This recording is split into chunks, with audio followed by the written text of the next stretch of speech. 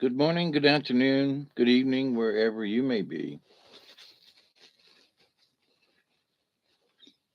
I'm your humble host, Mr. David Null, also known as Hawkeye Two Feathers, and I greet you with the love and the honor of the infinite Creator. And I continue to pray that each and every day, that each and every one of you will continue to learn how to accept and receive the knowledge, the healing, the wisdom, and the many blessings from the universe. Hey, Miss Chloe, I love you right back. Your left back and your right back, and the tail back, and the full back. Anyway,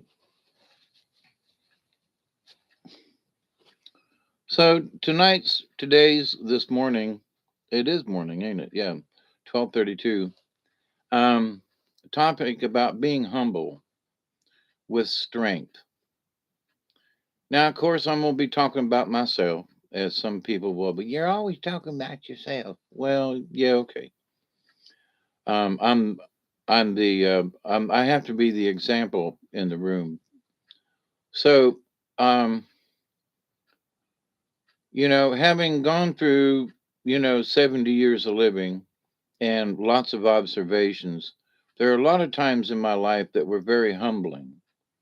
And not only that, were incidents humbling, like what's going on with me now with, trying to get Medicare to approve a procedure that my surgeon deems necessary to find out what's wrong with me and what happened in this last week, to where I was walking fine a week ago and to now I'm having trouble sitting up in this chair. So it's hurting quite a bit, but with all the years of being in pain, it's about a good 7 and I can tolerate it for the moment anyway. I'm going to have to scooch around here in a minute. But the idea that this whole thing is humbling, you think that you've done your best. The surgeon has done his best. The hospital staff did their best to heal me. Everything supposedly went along just fine. And then all of a sudden, out from left field, a curveball from the universe. And it's very humbling because, all of the praise and all of the good stuff and going on, almost damn running around the yard, and to be set back in my chair, to the point where the physical therapist and the occupational therapist were here today. And they were like, Mr. Null, we advise you to go back to the ER. So that's humbling. The fact that Medicare denied me the the access to a machine that can prove whether or not or what's wrong with me, and to help the doctor to treat me correctly. So this whole affair is really humbling, but at the same time, I can't let it. Earlier today, I was like, if I could throw in the towel right now, I would. If I had a towel I could throw, and where would I throw it, and what would it mean if I threw it? So the idea of being humble with strength, because I jumping up and down and screaming at folks, and being angry. And so what I mean by being humble is that, you've got control of those things which really piss you off. And right now, Medicare and the system and so forth has really got me pissed off, along with other people that I know. My folks down in Florida who are having troubles left and right with, hospital this, hospital that.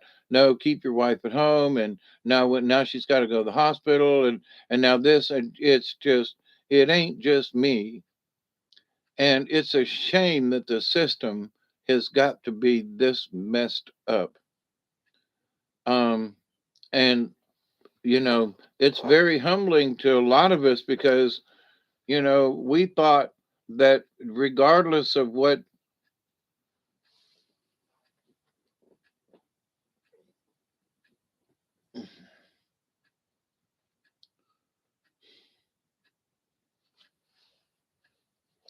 I had to readjust. Phew, forgot where I was.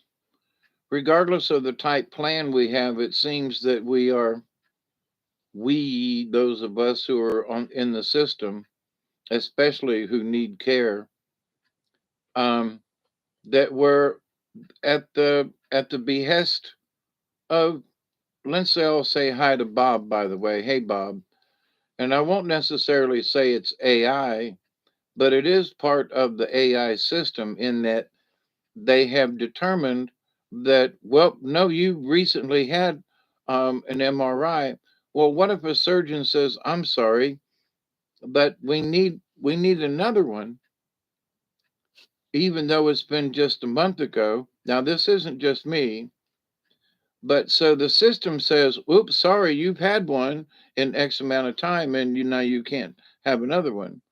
So now that in and of itself, so with the strength of being humble, what I mean by that is that tomorrow I have to be humble and start asking folks in another way. All right, how do I take care of this? How do we go about me seeking and getting the treatment that the doctor has already ordered a week ago? And so how do we proceed with this? Do I have to admit myself? Do I have to come up with $3,000 or whatever it is for an MRI? Hey, Travis, and what is the next avenue that I need to go to find out what happened this last week? Because I surely don't know. I've got a clue, but that's not the point. So, but I can't go in demanding. I can't go in pounding my fist. You see, and I've got a friend of mine who all he does is fuss and cuss. And the person on the other end of the phone ain't got nothing to do with it because it's the system. So all of us can pound our fist at what's wrong with society, what's wrong with the world, and we can pound our fist and in many cases we have every right to pound our fist and demand that something be done. But in all humbleness, that none of that ever gets anything done correctly.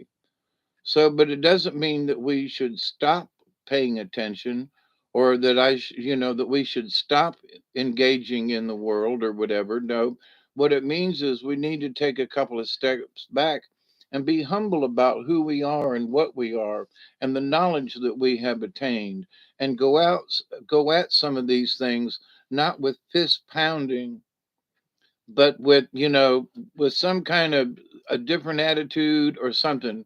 But pounding our fist on the table never works. It only ticks other people off. If you thought you had somebody on your side and you pound that table, well, that could just you know but that doesn't mean that you can't still have strength and be forceful with your words, and it doesn't mean that you can't pound maybe your fist together in your hand rather than on the table, which is different. um or that you clasp your hands in such a way, or that you raise your voice in such a way that it's like pounding your fist on the table. But at the same time, screaming doesn't work, but a loud voice when necessary. So that's where we have to be humble with trying to get our point across, with trying to interact with other people. We must be humble in our interactions, but with strength, you know. And it isn't just about this Medicare issue and stuff, but this brings to mind the fact that, holy crap, not only is my condition hard enough to deal with, I have to deal with the bureaucracy of this of of the system again. You know, why won't you okay this? Why do you have this policy? In the meantime, how come I can't get treatment? Because somewhere in the computer, not that it's the computer's fault, but in a sort of way it is because they've taken an average of cases and that's part of it. Ain't your fault, Bob. Somebody wrote a program and AI made made the choices. So all of this is related, but at the same time, pounding my fist and screaming at this monitor and screaming at Bob because the system sucks is not going to help anything. And earlier today, I was in a screaming kind of mode. I wanted to slap somebody. I wanted to hit strike out at where? Where am I going to strike out? You know, my physical therapist is standing right there in the room going, I don't know what to tell you, Mr. Null, but no, we can't do any. I'm not going to do any exercises with you, even though I was doing some lower body things and stuff. He was like, You're in no condition. My suggestion is you go to the ER. Now, from a professional standpoint, from a physical therapist standpoint, also from my surgeon's standpoint. But Medicare says, nope. So, but when he was here, I was like, I want to smack something. I want to strike out at something, but there's nothing to strike out at. So, since he was here this afternoon, I think he left about 4. I've been contemplating and cogitating and, thinking about this. I got to have another, what's my next move in this? I can't stay like this. This ain't going to work. I went and had an operation to try to take care of some of this, and it worked until last week. So, but the only way to find out what's wrong with you is to be diagnosed properly. So, who better to judge that than your doctors? But when the system takes over, when a cousin of Bob's says, No, Mr. No, I'm sorry, but not just you, but also your friend down in Florida and this other person that's over there. No, the system says we can't allow that to happen. What? I'm sorry, but who said? Well, but Medicare says, the system says, you know, well, who made the system? Well, can't the system be circumvented? Do you have to go by the freaking system the same way every time? But the system says. So there's the legal system, there's the this system, there's the that system. There's, within the office that you work, there is the system that works within the co-workers within in any situation in any environment. So there's this interaction, but to go against the system, like, oh my god, somebody brought donut holes instead of donuts. Ooh. Or somebody brought crullers instead of regular donuts. Ooh. Anyway, hey, Miss Pearl. Hey, Mark the Ark. Learn to not react to them anymore. Feels like they are being invaded. Yeah, I feel like I'm being invaded by weird stuff. It's been strange. Just the energies in the universe. There's somebody sent me it was a comment to one of the videos I did recently, and I would love to go back in and make more comments and stuff to the videos, to the comments people make, but I'm feeble enough as it is to just be here. But let's see, it was about having dreams of being in another place and sort of living out something. And I gotta say that yesterday was one of those days when it just seemed like there I was in 2 places at one time, and it was really odd and really strange. And it was strange in that the other place I was at was too familiar, which made it strange on this end. So, but there are other folks who are experiencing similar situations. And so, not just for me, but it's like wow, we're all going through some stuff, you know, cosmic energies. And I don't know if this is like, well, I'm sure. Wait, let me back that up a little bit. Probably, and Miss Pearl will probably back me up on this one. We're getting cosmic energy that is just blasting every single one of us to smithereens in different ways. You have cancer. I'll have to take her soon, but that's not going to be.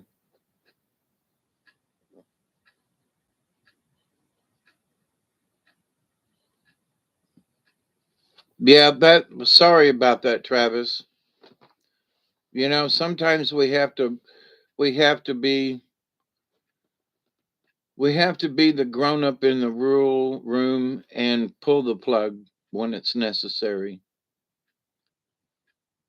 I'm sitting here looking at myself and I almost look like David Crosby. Almost cut my hair. It happened just the other day.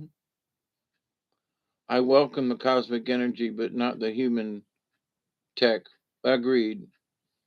Well, I don't know what this cosmic energy is, but I know there's it's it's much more than just normal.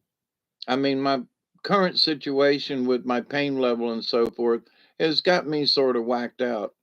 But I've dealt with pain over the years before, and there's a different kind of whacked outedness. There's something else going on that has nothing to do with my heart medicines or anything else that I'm taking. There's something else going on in the universe. And that in and of itself is humbling, because it's like, man, I've dealt with all kinds of weirdness and stuff in my life, but this is some weirdness that's going on. It's like, wow, this is some new kind of weirdness. I mean, it's just hard to comprehend. And other people, like the two therapists that were here today, were kind of swimming in it. In that, the Miss Danielle this morning, she was like, there are folks who need help, and she goes, I'm actually watching one of my patients die.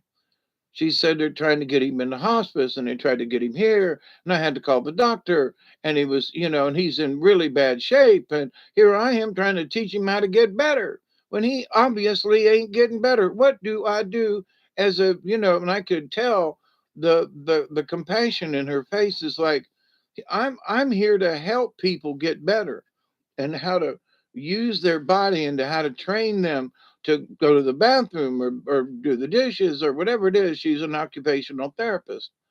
She gave me a little page of things to do, which is really cool, and I need to remember to do them. But in that, here she has a patient that's actually dying, and they're sending her there to make with the intention that they're going to get better. Now it's against her. I She didn't say this. I'm viewing this. All right, this is my opinion. They're sending her out to a situation that is hopeless for her um, um, technique, for her for what she knows, right? For her information, and so she's supposed to help people to get better when this person's dying. So why should you send me out to this person? That's a waste of my energy and time and so forth. And this person is obviously in a lot of pain and distress, and they're practically dying on me. So, and why are you sending me there? And so it's frustrating to the people, who are being sent for those reasons. And a very compassionate lady. And so, what does the case person do in that situation? The physical therapist who comes out to help me when I can barely stand after whatever's happened, and we can't go through the thing. And he doesn't want me to stand up. He sees the distress I'm in. And so it's, hey, dead end, what's up?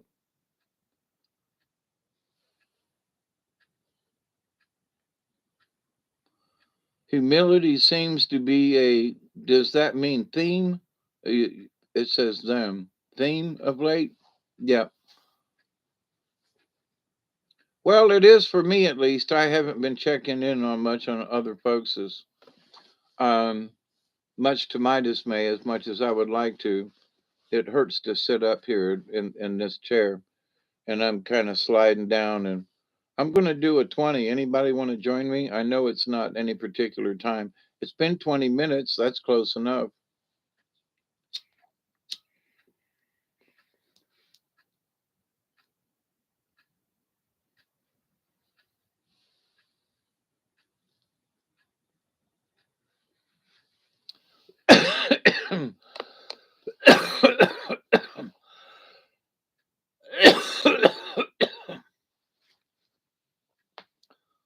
So the we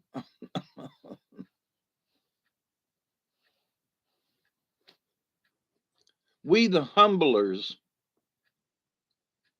That's an into like me. I'm the one that's supposed to be humble in this situation, right? I'm supposed to be the one who's not going to be the aggravated one, and I'm supposed to call up and talk to a machine, and I'm the one that's supposed to be humble. But I used to be a hollerer. I used to be, I demand you, and then I realized that the person on the other end of the line to whom I want to bitch at, it ain't their fault. It's their job, but it ain't their fault. And so the best thing we can do is to be humble before these people. And because if anybody's going to help us, help me, but help us in general, if you pour a little sugar on it, baby, pour a little, but um,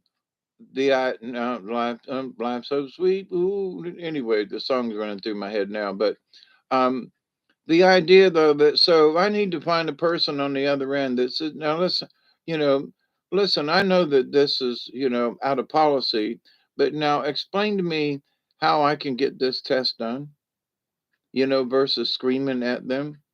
So I call somebody, and there are folks out there, and discuss with them, like some of the nurses that call me.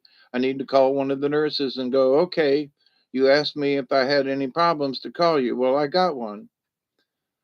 Medicare won't approve this, and I need to have this done. So how do I go about this? So without screaming and hollering, and in a sense being humble, but with strength. So I'm going to go into this with guns loaded, because with information, but instead of hollering and screaming, I'm going to go in there and I'm going to have a discussion with somebody who may be able to have influence on the system, who might be able to tickle them keys on the computer and make it okay. If not, they can give me information on how to go around the system. But screaming and hollering is not going to do any good. So, no matter what the situation is, if we go in there and present ourselves with humility, all right, but it's also an honorable thing to do. If you go in there with too much ego, and I've discussed this before, if you go in with too much ego, boasting and whatever, and being a braggart, bragging about any particular thing, well, I know what I'm talking about, blah blah blah, and I have to be careful with that because there are a lot of things that I know that some of these younger folks don't know. And I have to interrupt them and go, hang on just a minute. You know, I know better than that. Or have you ever thought about this? Damn, it's uncomfortable.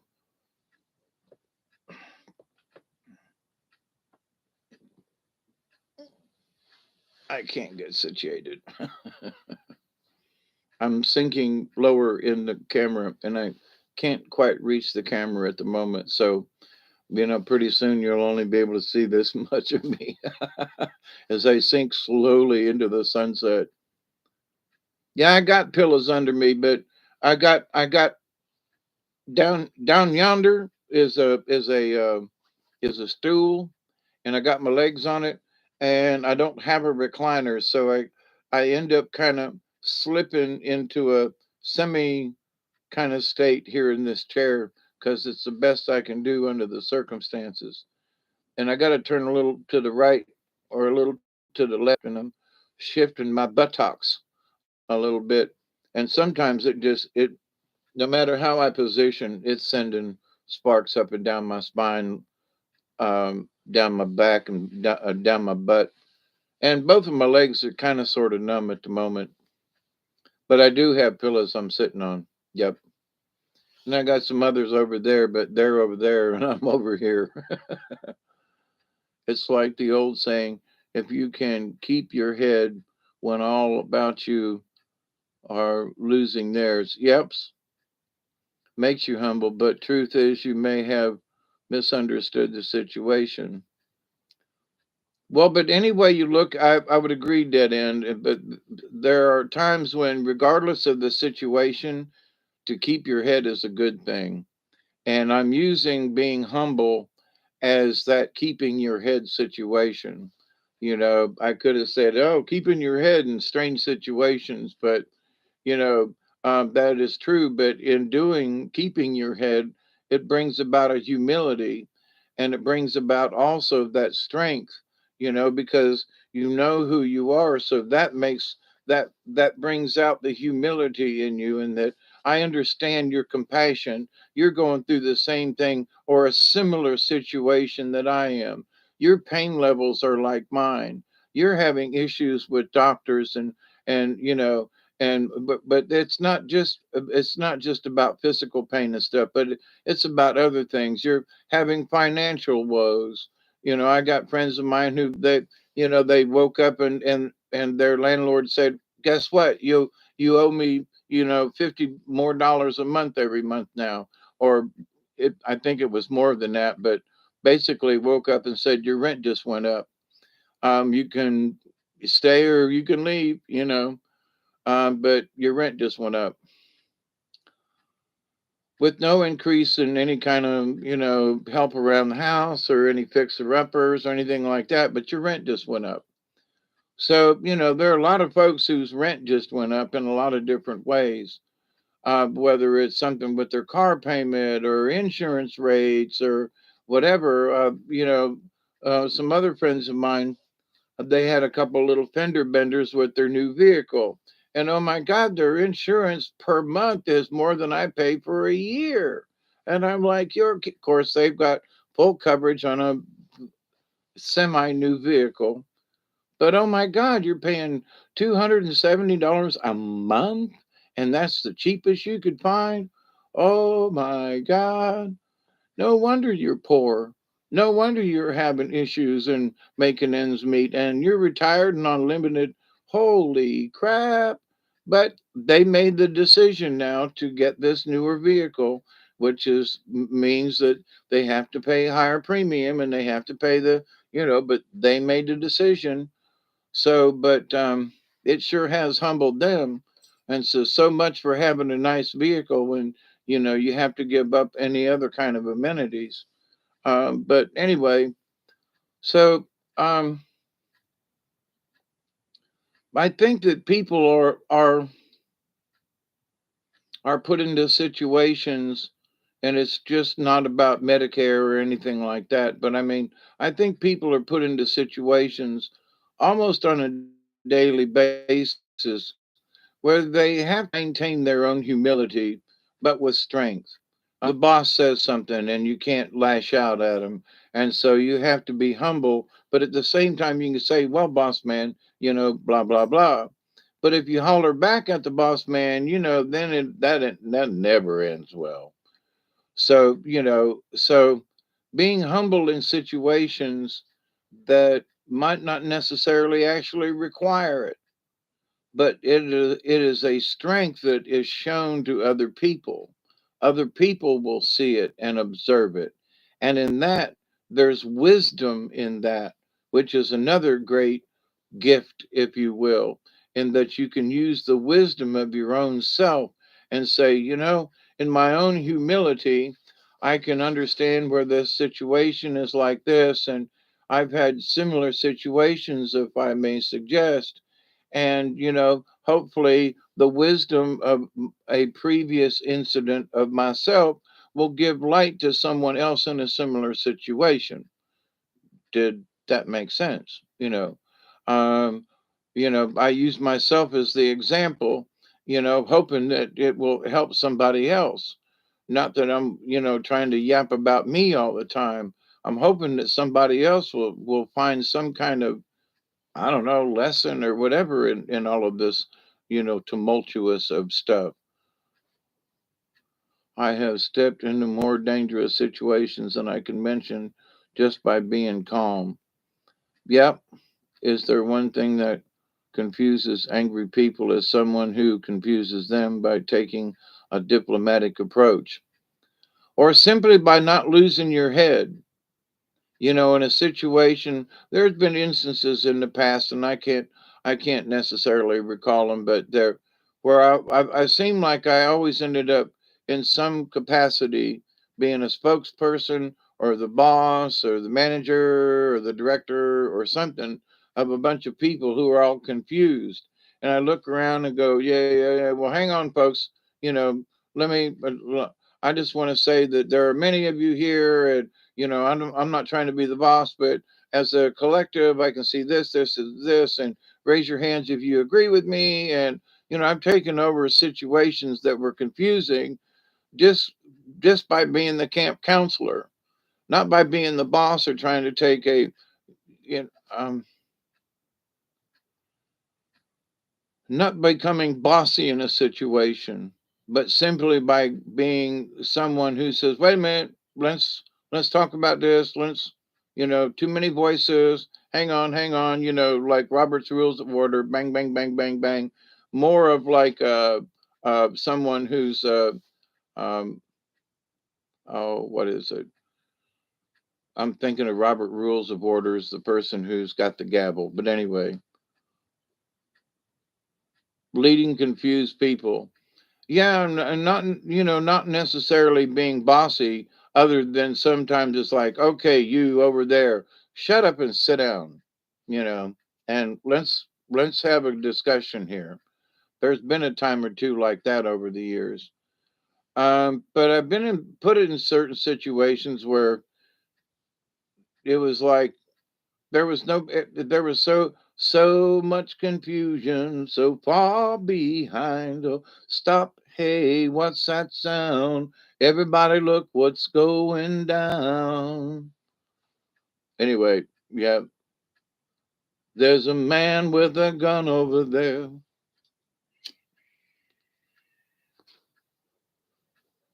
What time is it? Oh, it's after 1. But anyway, hey Barry, how you doing? But anyway, in this clogged bit of confusion of things, but there are some folks that I've seen in situations that could have taken charge of the situation and didn't.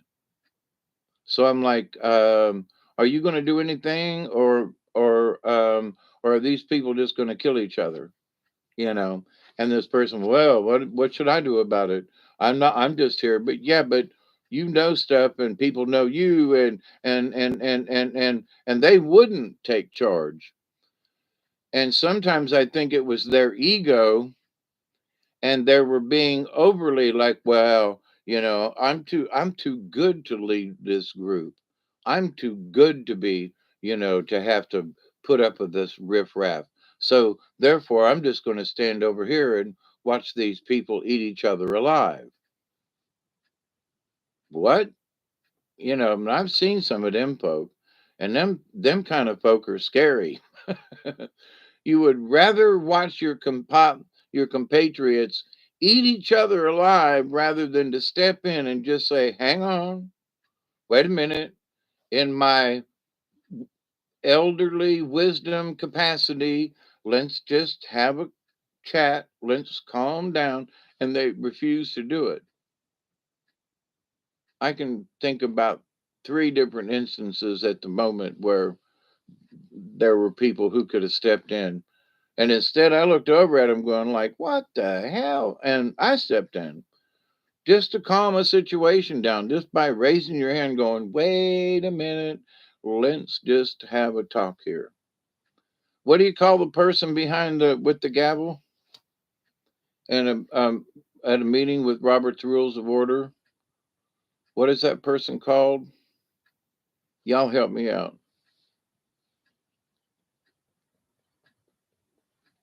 Barry's usually, and Chloe's good at this too. But so anyway, Judge, no, if you were just having a meeting and there's someone who was the curator, nope. Um, it's more like a moderator. I guess moderator would be close, but I think there's another word that I'm trying to search. And you're just having a meeting and people and somebody's in charge of the gavel and the speaker, the thingy that, and it's not always the president who's in charge of the meeting, but it's the speaker of the house. But judge isn't quite right. No, it's somebody who's doing nothing more than making sure that the Roberts Rules of Order. You've spoken, Mr. Smith, for 5 minutes. Your time is up. Next. Now the rebuttal. Now back over to here. The fact that they're following the rules of order. Hey, Steve, how are you? My pup's ankles and legs kept swelling up really big, so I made a sort of little hammock chair that cradles. That sounds cute. You know what I'm talking about. Well, anyway, so but and my point is that's what I mean. It's not anybody who's in charge, but they're trying to keep the rules in order, Just keep people from, wait a minute, now you spoke. All right, now it's your turn. All right, now calm down, Mr. Smith. Now it's your turn, you know.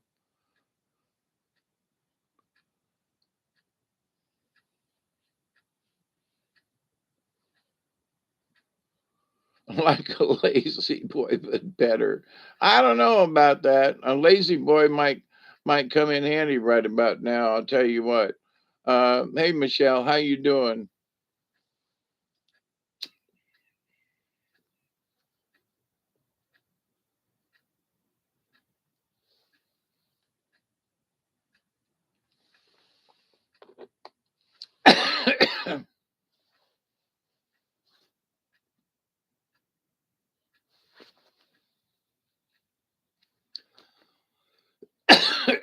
I know that many of us are going through similar stuff, and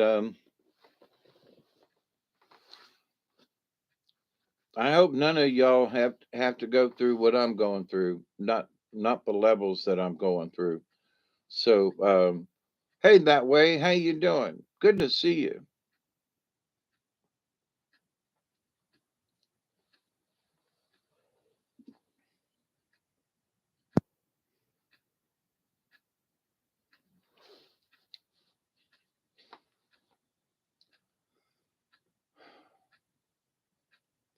And then one thing too that was kind of read in the cards tonight with Buffalo, and in that, well, I was going to look at the card, but that won't tell me what I need to do. uh, that Buffalo is like, be grateful for what you have, but that wasn't what I was trying to. Where's the book? Let me pull Buffalo back up here. I thought it was an interesting, not necessarily a proverb or whatever. Now I got to find my glasses. Where they put them down? Oh, there they are. I hope this finds you all well. I do.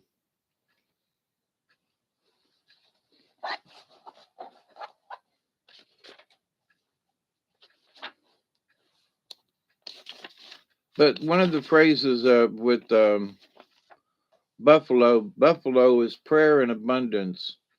And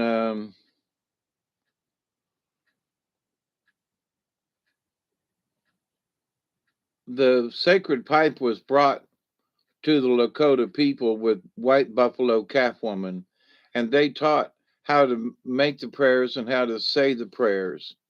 Mediator. Thank you. That works out. Moderator. Those both work. Dead end. Moderator, mediator. Yep. Moderator for today is right. Thank you. That's good. That's good. Y'all are on top of it. But see, there is a difference in those what we were talking about. I'm slinking down in the chair.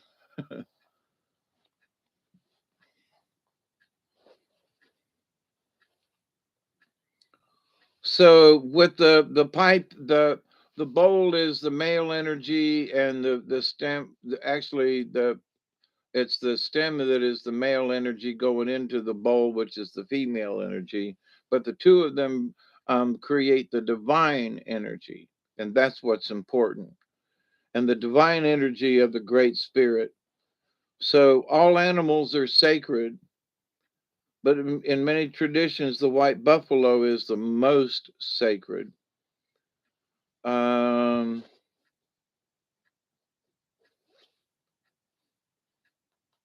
because of the desire for buffalo to give its gifts of food and hide and shelter and so forth, um, and because of its willingness to be used on earth for the highest good, before they enter the great hunting grounds of the Great Spirit. To use buffalo medicine is to smoke the pipe in a sacred manner and to give praise for the richness of life to be shared with all races, all creatures, all nations, and all life. I think that's just that right there, the message of Buffalo, in that regardless of our situations, and that we give praise for the richness of life. And in my way of thinking, it's the humbleness, because we humble ourselves to allow ourselves to see that all races and all creatures and all natures and all life, you know, and the richness thereof, right? So that makes me crazy, I know.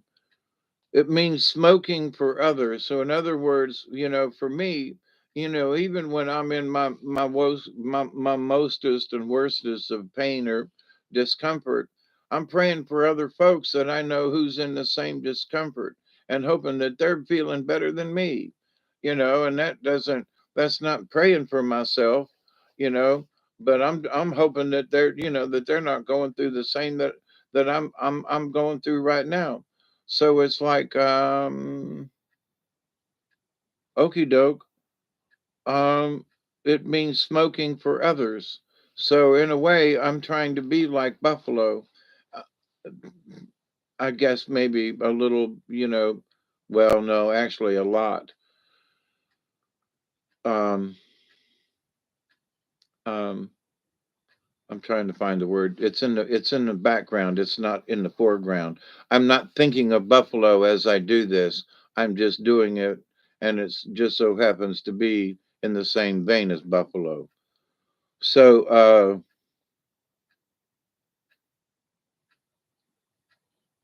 Buffalo medicine is a sign that you achieve nothing without the aid of the Great Spirit, and that you must be humble enough to ask for that assistance and then be grateful for what you receive. So in all of my prayers, I'm always asking that you accept and receive the knowledge, the healing, and the wisdom, right? I'm always about that. And I'm serious about that. But so pulling the Buffalo card it reminds me that you achieve nothing without the aid of the Great Spirit, and that you must be humble enough to ask for any assistance and be grateful for what you receive. And sometimes the what we receive, some people they're not grateful because they think they deserve more.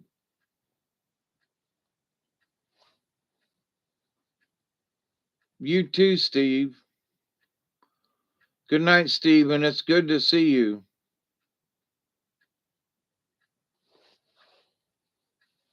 Yeah, thanks for stopping in.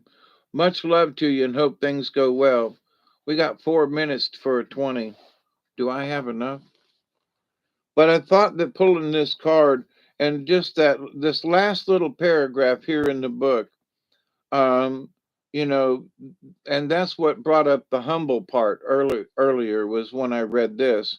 And I was like, we got to be humble enough to ask for it, and then humble enough to accept it, and humble enough to receive it, and then humble enough to use the wisdom. So being humble in different ways along the way. I prayed to the Great Spirit after you pulled the buffalo card earlier for help. Oh yeah, were you in the other? Were you in the other one tonight, Mark? The Ark. I think I remember Robert reading your name off. Or anyway, but yeah. So and you know, sometimes it comes quickly, and sometimes it doesn't.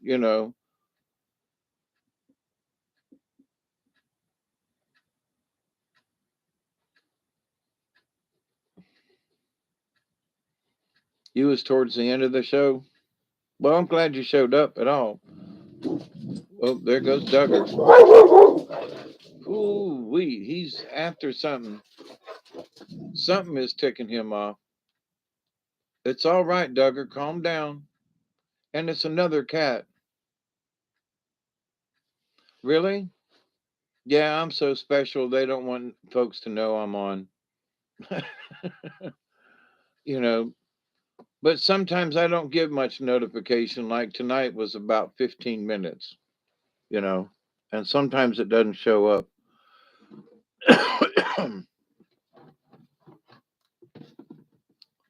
But I'm going to get ready for a 20 in 2 minutes just because I can, and just because we can share if we can. And, but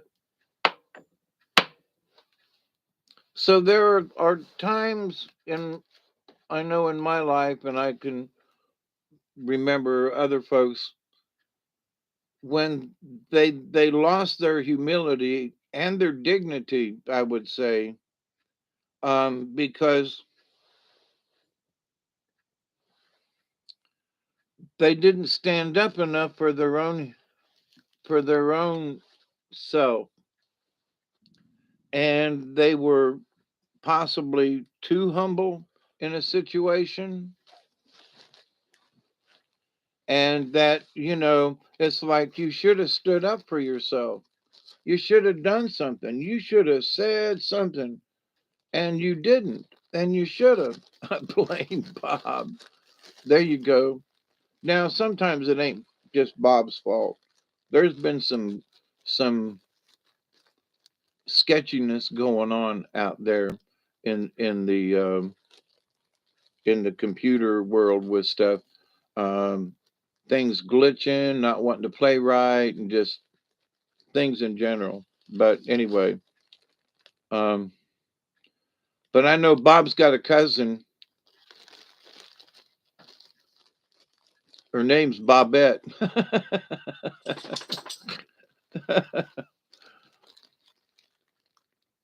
I was thinking of Lorena Bobette. Anyway, cut it off at the cut it off at the source. You know. Oh, it's 1:20 a.m. Everybody. So it's time for that. You know, if you got them. And it's been about a year or so ago, but somebody got a little miffed at me, and I said, smoke if you got them. And, that was an old expression that goes back to at least World War II times, if not back into the 30s or earlier, where it meant if you had a cigarette and it was everybody had a minute, smoke if you got them, and that was just a general statement having nothing to do with weed or anything like that. But they got rather offended that I said that, smoke if you got them. And so in this particular instance, You don't know what I just put in my pipe. It could have been tobacco. It could have been something else. And I ain't saying, except that it's 1 minute after 20 and I'm late. So I wouldn't be in such a hurry if it were tobacco. But somebody said, "Well, you're sure." I have never showed anybody a bag of weed or anything. All I have done is suggested that maybe what's in this pipe is not tobacco. All right, and it could be tobacco of a different kind. So it depends. Hey, Travis, it's not as if I'm a hunting. Oh, yep. AI is working overtime. Bob's your uncle.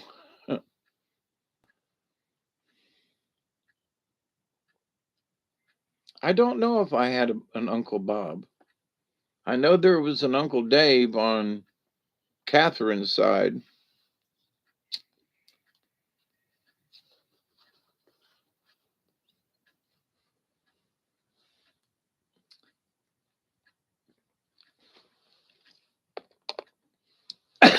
Every time I think about Bob too much, I think about the Beach Boys and Bob, Bob, Bob, Bob, Bob, Bob, Bob, Bob, Bob, Bob, Barbara. That's Barbara Rand. But anyway, Bob, Bob, Bob, Barbara Rand. Oh, take my hand. A rockin' and a rollin', rockin' and a reelin', bop, bop, bop, bop, bop, bop, bop, around. But so anyway, with all of this stuff that's going on, and after um, and Mark, I don't want to be nosy, but I'd be interested in whatever your prayer was, to see if buffalo medicine had any influence on it. Does that make sense? I know that in the next few days, I'm going to have to ask for assistance not only to the Great Spirit, but for other folks and nurses and whoever to give me the right information in order for me to, you know, make the right decisions and so forth with my situation.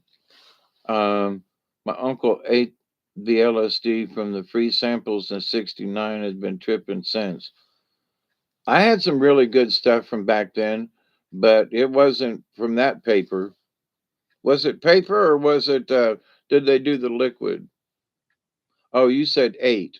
Okay, so I'm assuming it was blotter or they had sugar cubes back in them days too. But mostly I remember in '69 and '70 I was buying both blotter and uh, uh, they weren't tablets. They were the green barrows looked like little tiny barrels.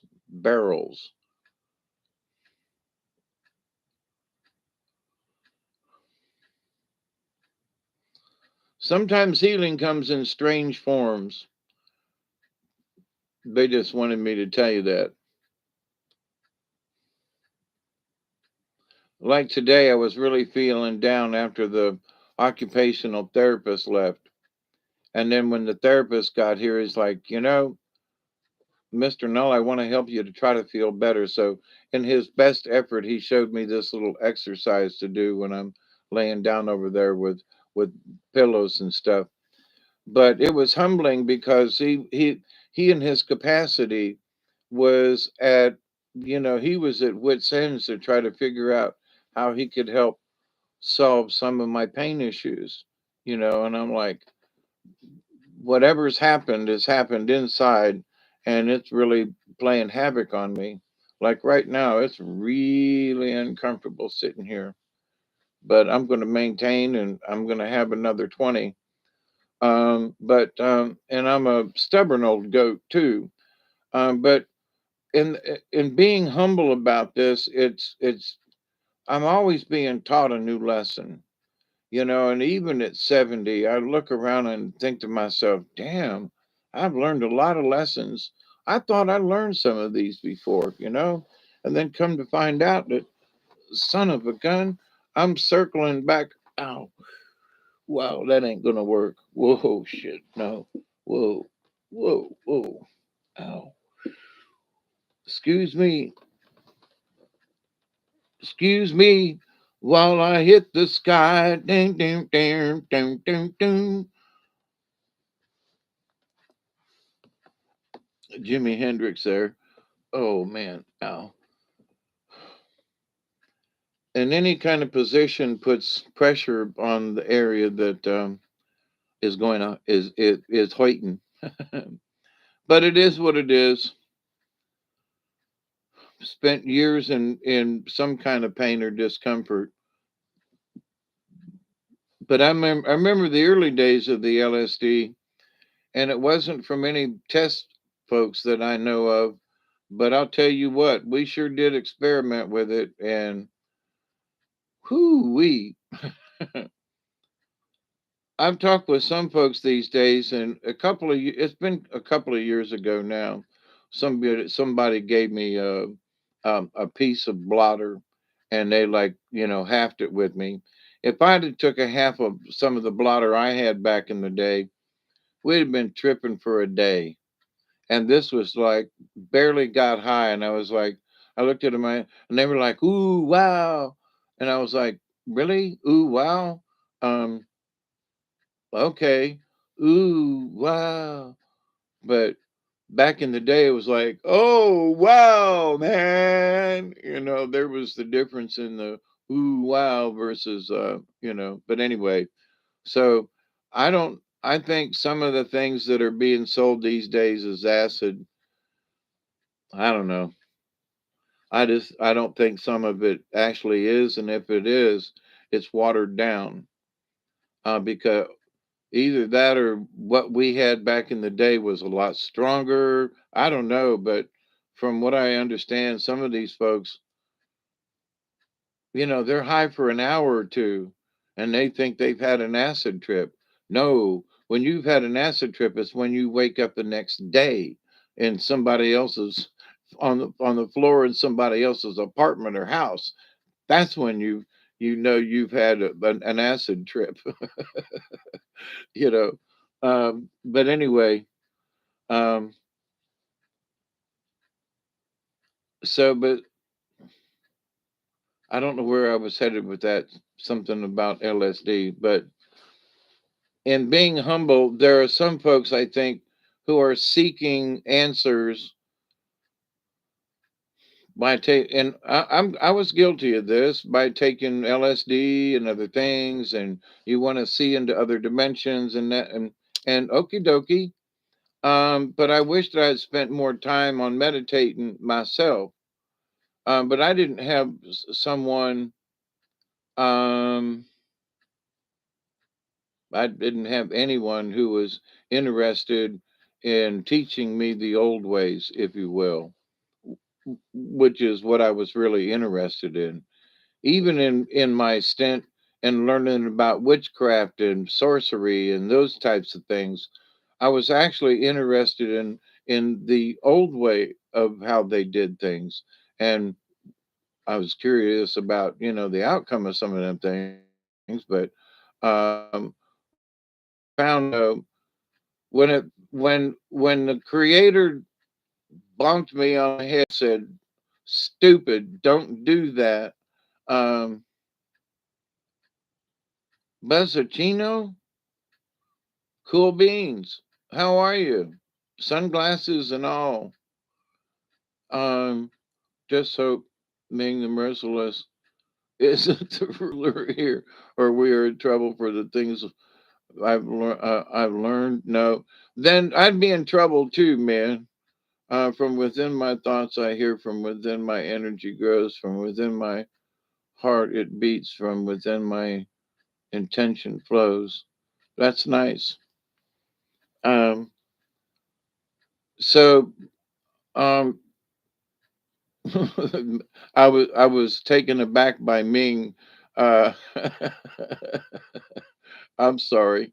I watched those old cartoons, by the way, and I was just watching something recently. It was Zelda and the Terrahawks, Gary Anderson and the Marionettes, and having, being a puppeteer myself and having and figuring out and watching how they did those things with those characters. And not only that, but the stories were good. So I've been reliving my past by watching the Terrahawks and Zelda, and come to find out in one episode that Zelda is actually an android. I did not know that but it was stuck in a little clip in like episode 4 or something. I was like, oh my God, she's an android. And that's why she wants to take over the earth and get rid of all humans. Oh, anyway, but after all these years, but Zelda, now is the video game Zelda taken from Zelda from Gary Anderson's, Terrahawks? Or anyway, because it sure goes back a ways. You're much more than much more than us, more than we can, more than that's cool. Vesagino.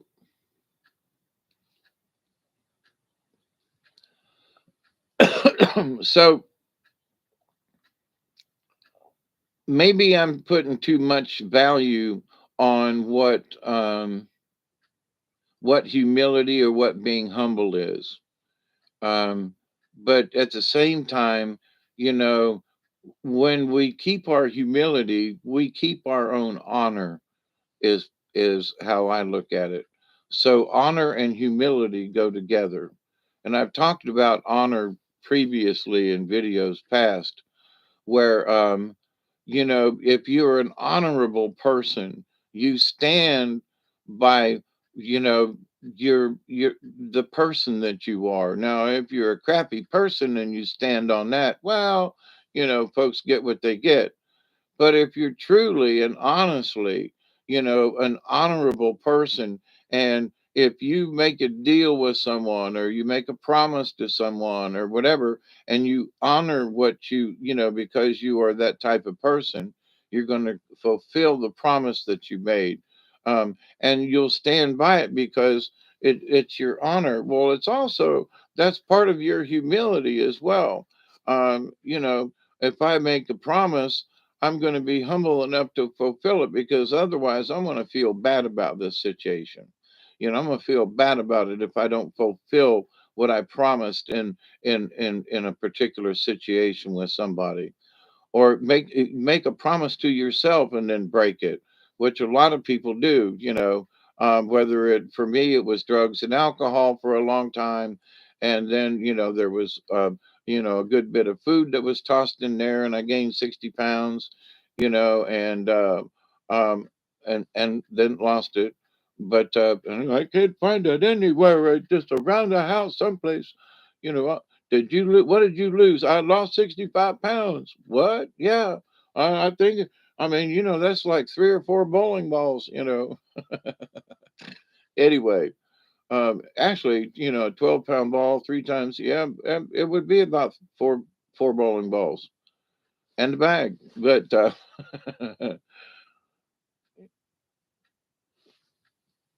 so, if you don't value morals, then you are truly lost. If you don't stand for anything, then everything's the cost. That's a lot of truth to that. So but in the value of that, as you have put, the value of morals. So no one can make you be a moral person, but it's your morality that makes you a moral person. There are some people that have no scruples, so they're scrupulously something anyway. They're probably in some way brain dead or something, and they just don't see things the way we do for whatever reason. I made the comment about Um, who said Ted Bundy was right or wrong, for what he did? Well, he was wrong from the society's point of view, but from his brain, he was he was being right on. He was being Ted Bundy. So, and he was good at being Ted Bundy. So, and thank God there are not more like him. But to the point, though, that he thought in his brain, in his world, he was correct. So what's to say we weren't inflicting our morals onto him, which was sort of one of the things that I think Charlie Manson was trying to point out. Look, man, you have put this on me. I am the result of your society. Well, he still did wrong, but what he kept trying to say in his crazy Charlie Manson way, because I listened to him, back in the day and some of the stuff, and I was like, I kind of sort of get what you're talking about, man, but you got the wrong freaking idea on how to present it, And I am society, man. I am the, the not the prospect, the product. I am the product of society. I am what you see. You made me this way. Well, okay, dumbass, you made yourself that way, but you know but he continued to be that example until but what did Charlie Manson teach us? Anything?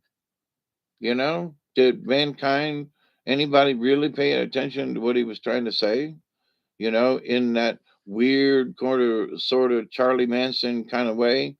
um but are we too gullible, or when we look at something that's so obtuse, wow, is that the right word? That's so in your face that we can't see it. When Charlie was like, I am the product of society, did we really understand what he was trying to explain to us? Whether he was right or wrong or crazy or not, did any of us listen? I listened and thought, he's still crazy as a loon, but he's got a point. He's still nuttier than a fruitcake, but he's got a point. You know, he's, two or three slices shy of a deli sandwich, he's just, I'm sorry, but yeah, the guy's nuttier than a fruitcake, but he had a point, you know. Um, Somehow he thought society made him that way, and in that way society did make him that way. You see the weird conflict of weirdness in there. And I am not trying to condone anything that Charlie said. That ain't my point. But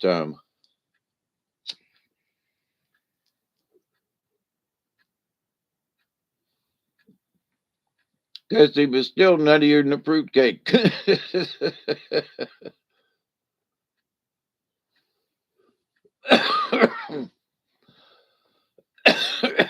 Ow.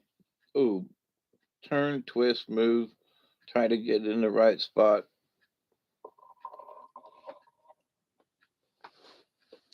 Ooh, that went all the way to the ankle and then some. Wee doggies. A therapist told me today, well, you're at least in good spirits. And it's like, can't cry about this. Some of the pain does bring me to tears. I will grant you that. And trying to being being uncomfortable for extended period times is just damn tiring. But then tonight I was telling Robert after the show, I said, I'm in a lot of discomfort. And, earlier I was like, I just, I can't do this. I can't do a live stream. I can't read a story. I can't do this tonight. And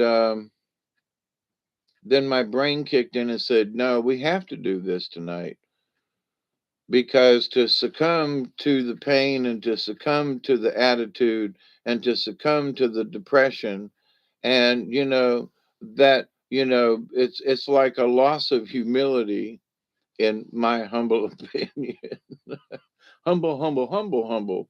But then in reading the story tonight and then pulling the Buffalo card And then, I want to read this sentence again.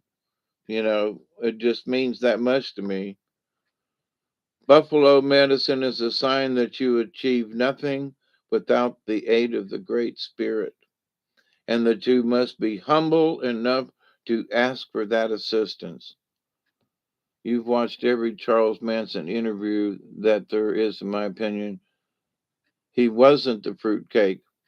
Well, I mean, in that what happened with the killing thing, he was nuttier. But yeah, so that way, so I haven't, I didn't watch, I can't make that claim that I've watched that many interviews.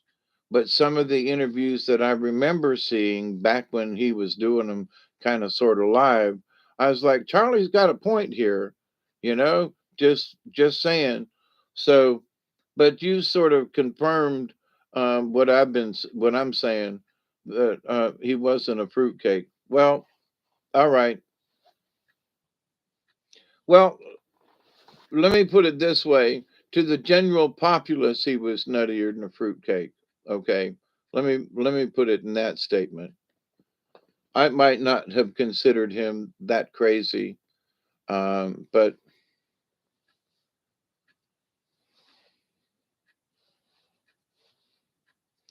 well, they never actually convicted him of being involved in it. It was just that his suggestion was, and these other people went crazy. But anyway,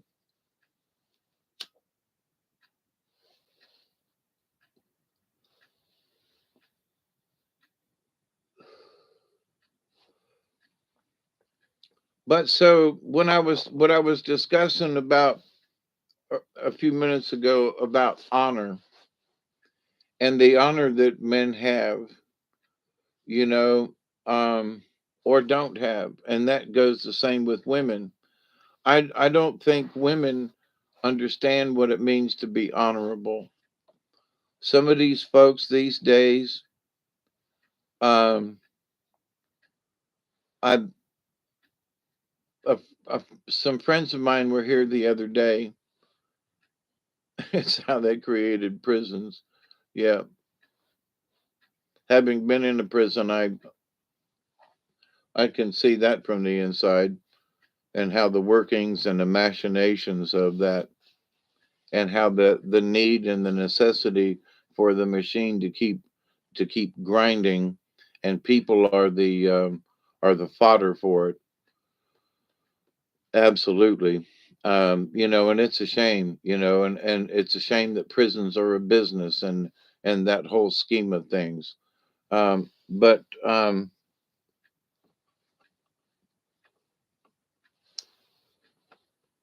the old expression "honor among thieves," when there were a lot of thieves who weren't honorable because they were thieves.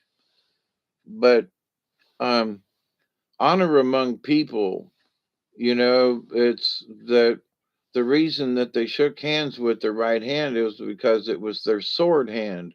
So if you shook hands, that meant you didn't have your sword, and you could be an honorable person with a handshake. And so there are still some of them old timers. I mean, I'm one of them people that if I shook hands with somebody and we made an agreement, I would hold to it. That's how I bought this piece of property, was with a handshake and a deal. And we wrote a little thing on a napkin, kind of thing. Somewhere I still have the original.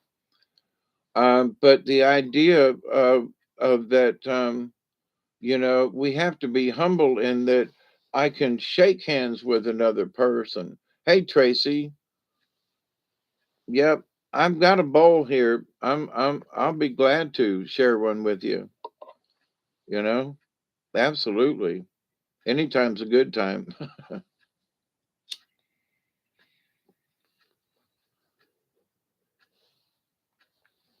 And I can honestly say that at the moment, I'm using this as a pain reliever. So whether it's legal or not, um,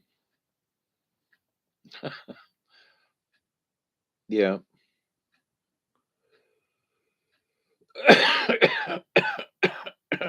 Yum, yum. Giggles right back at you. So But to me, there's the humbleness that follows in with being um, um, honorable, you know? And maybe it's just me and my crazy mind, but they're linked together. That if you're an honorable person, then you're humble as well. And that humbleness makes you honorable, if that makes any sense. And somehow in I cannot get comfortable. Hooey. Somehow in my crazy mind, they're almost linked together. And so, but by being humble, then you're automatically being honorable. It's like it just is. You are an honorable person because you are showing your humbleness, and you're showing wisdom in being humble in situations, and being able to, just be that level head in a room full of crazy people. Um, you know, have you ever seen the movie 12 Angry Men? It's a great show. It is a great movie. And it just shows what can happen, when people get together, and when there's one level head, one level person, in the room. And it's been redone in different ways, but the original has got some heavyweights in it that I can't recall. I think Jimmy Stewart and a few other people are in it. Um, I'm poor, so all I have is my word. Yeah, I'm so poor I can't pay attention, that's a that's the usual thing around here. Um, but you know, there are folks that I have met, and I have learned even in myself, that as long as I am honorable and humble in myself, then it has shown to other people who have helped me in my 70 years along the way. And I think it's because I was genuine in a situation where, you know, um, well, there's some people, well, you should help me because I'm poor and you got money. Well, I never looked at it that way. I'm like, hey, if you'll give me a chance, if you got something I can do, you got a job, I'll work for you, but I need some money. And I ain't asking for a handout, but maybe as they'll, I'm looking for a hand up, not a handout. So, you give me a chance, I'll go dig in. You got a ditch you need dug? You got some horse manure you need moved or something,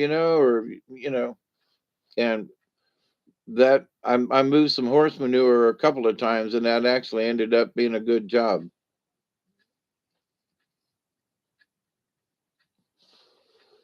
I got a job working fixing up the stables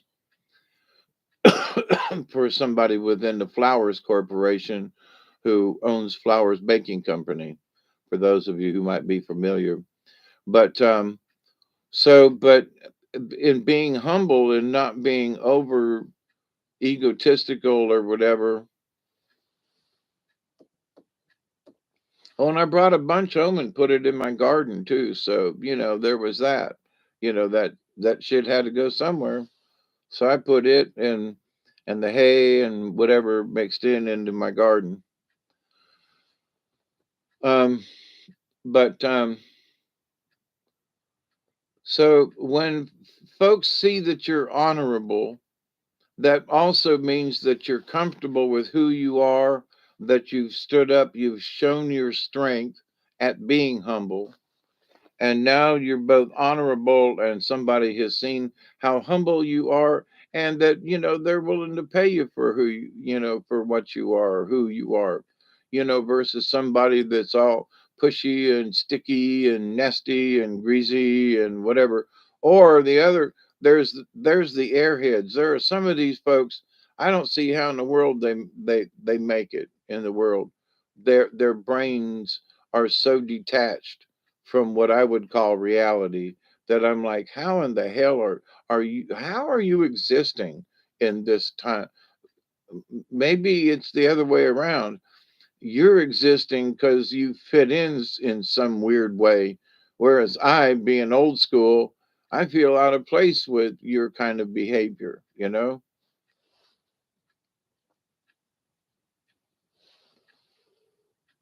It's sort of like the no socks on your doctor. What do you think of your doctor that doesn't wear socks? Well, there are differings of opinion on that. But so I think it's important, no matter what your situation is, to stay humble with strength. Don't let people walk all over you, but at the same time, don't be pushy. And that's the honorable thing to do. If you were a chivalry type person, that didn't come out right. Chival, you have chivalry anyway.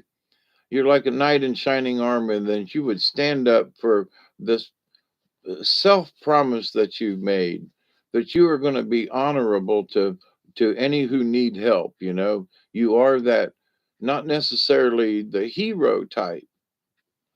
I don't mean that, but in today's terms, it would be the hero type, in that they've made a promise to uphold their honor and to stand for the poor and da, da, da, da. Well, in that, you know, um, I think all of us are knights of the shining armor in that respect. I consider myself. I went to Tampa Catholic, and our school mascot thingy is the Crusader. So for me, I have always kind of sort of felt that, and that I am a warrior for Christ. And I've made my statements over the years, and I still stand by it. And I'm going to stand, with my shield, if that's what it means, and I'm going to stand in battle against the evils of whatever comes the way. And if there's some downtrodden person or whatever, I'm going to raise my shield and try to protect them. I have been hit and miss over the years, but that's been basically my philosophy. Is to help other people and to shield them from whatever might be going on, right? So for those of us who are trying to be shamans in training, we are learning how to use the wisdom of our chivalry. So, are you an honorable person? Well, I try to be. Have there have been times in my life when I was very dishonorable, and I can't make up for that. Boy, howdy! No matter how much I've tried to make up for it, you can't make up for being dishonorable. All you can do is show people that you've changed, and trying to be an honorable person despite past circumstances, and that's the best that you can do under because there are sometimes people who just not forgive you or give you another opportunity or another chance, and you just have to accept that in life.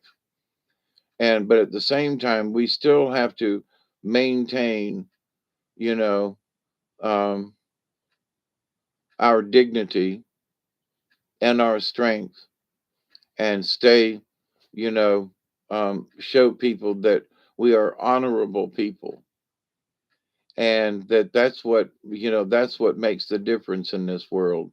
Can we look at each other and be honorable? Even to a stranger, can we be honorable? And sometimes we can't do that. You know, we just treat other people and fluff them off and whatever. And you don't know, there's the old saying that, you know, the beggar on the side of the road, how do you know that's not Jesus? You know, and you pass him by, you know. So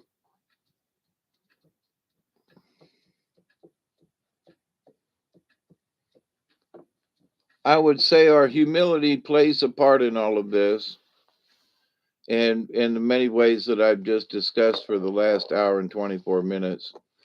And I'm really sore and I need to move around.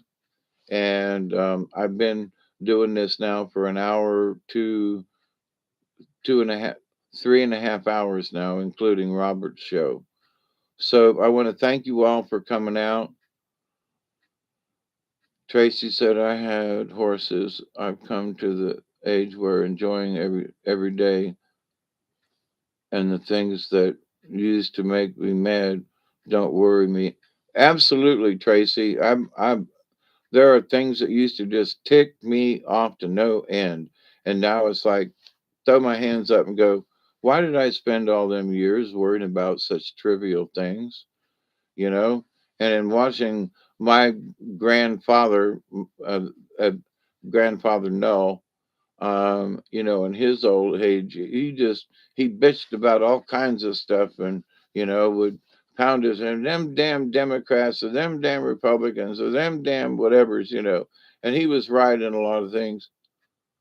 Thank you very much. I hope to work out something because this pain that I'm enduring at the moment ain't working. Um, it just ain't working. And last time this happened, they had given me really good drugs while I was in the hospital. So, but it's not so much the pain, because I've endured a lot over the years, but it is about if I was to ask for prayers, I would say y'all pray for the MRI that whatever needs to be done that I can get the MRI.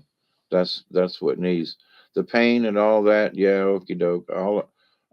I will accept and receive any prayers, but I would also ask that if there are any prayers going out, pray for that MRI it can be done so I can get this test done and find out what the hell's gone wrong because something has gone wacko and I don't think I did it, you know, but something happened. Um, and as much as I don't want to go back in the hospital, it will probably mean that. Such is life. We'll see.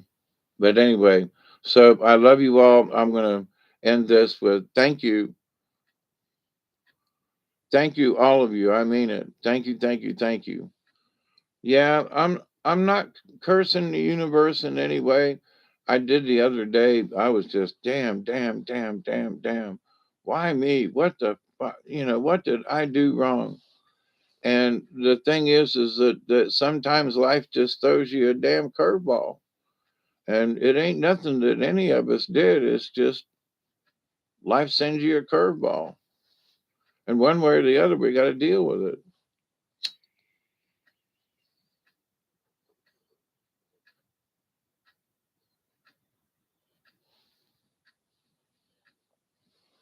But we can't lose our humanity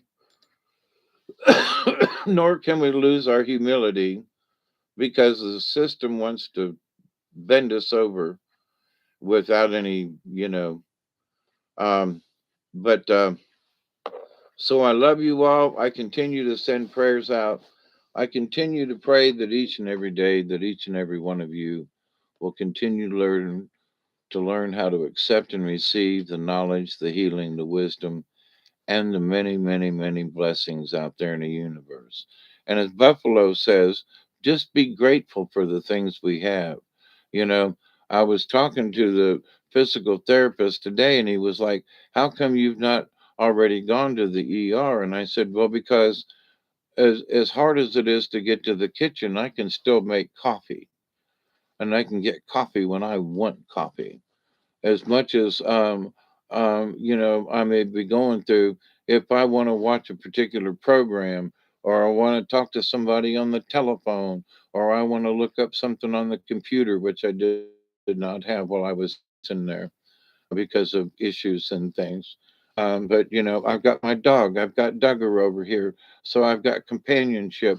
So I have to make the decision to go to the hospital where I don't have those things, but I do have people that can help me and that can help, regulate my pain levels and they can, bring me food that I don't have to worry about. Can I get into the kitchen or not? Oh, by the way, um, this is something that happened yesterday. A truck pulls up in the yard. I get a phone call for a gentleman, and he's got frozen food for me. So 3 weeks, almost 4 weeks after I had, quote, applied, the free food came. I've had to redo my freezer yesterday, and which it actually needed. But there were 21 separate meals of different kinds, and they're not the bestest in the world, but they are meals, and they were free, and they were all packed up and frozen and everything, and I stuck them in my freezer. So, um, the fact that I was having difficulty getting food to the house, they're frozen dinners, and they taste like frozen dinners, but at least they're frozen dinners. So, it interesting that out of the blue they showed up when I'm having a relapse, when I could really use something I can just throw in, and heat it up quickly. So, yeah, wait, I am grateful for it. Do not get me wrong. But as far as flavor and taste, they're TV dinners. you know, the peas are TV dinners. The carrots are TV dinners, and they like peas and carrots and all kinds of things. But at least there is value in having something to eat that is easy to prepare.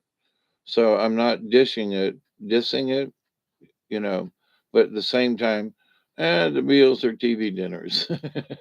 It's what I remember as a kid back in the 60s. So, but anyway, I continue to pray that each and every day, that each and every one of you will continue to learn how to accept and receive the knowledge, the healing, the wisdom, and the many blessings from the universe. And Travis and Michelle and Delaney and all y'all that was up there earlier, I do love you all. Thank you very much for your prayers. And I don't do these videos to get your sympathy. I don't. If anything, for me, it's, to kind of tune in and tap in to other energies and other people who are suffering, in one way or another out there in the universe. And maybe it's that, you know, um, misery enjoys company. You know, that might actually be there. There might be some truth in that, on my part, um, but it's not a large part. That ain't the reason. But at the same time, sharing the misery, though, I guess, is that, hey, y'all, not just, I can, if I were well and healthy, it'd be, you know someone could say, well, he's well and healthy and he doesn't really know what I feel. But, to be in pain and to really be suffering, and to have issues with doctors and this and that and the other thing, there's a truth there that some other people just don't have. And so I continue to pray that each and every day, that each and every one of you will continue to learn how to accept and receive the knowledge, the healing, the wisdom, and the many blessings in the universe. So, with that said, good morning, good afternoon, good evening to y'all. I'm say cheers, keep the faith. You know, if if you're honorable at all, you can't help but be humble. And if you're humble, then you are an honorable person. And those are great qualities in any lifetime. So be proud of that and add that to your strength as a human being. I am comfortable with this. I stand, hey, Travis, later, y'all, too. Stand behind your shield that's not only protecting you, but someone behind you. If you think about those old movies where they're standing with their shields, there are folks behind that they're also, you know, holding up their shields for, especially like the Spartans and some of the way the Romans did with their shields. So it's an important thing. And if you will think of how you're protecting yourself and others with a shield, no matter how you want to visualize it, that's an honorable thing. And so keep it up, y'all. Keep your shield polished. you know, we've still got stuff coming in from the universe. Um, so, anyway, I love you all until next time, okay?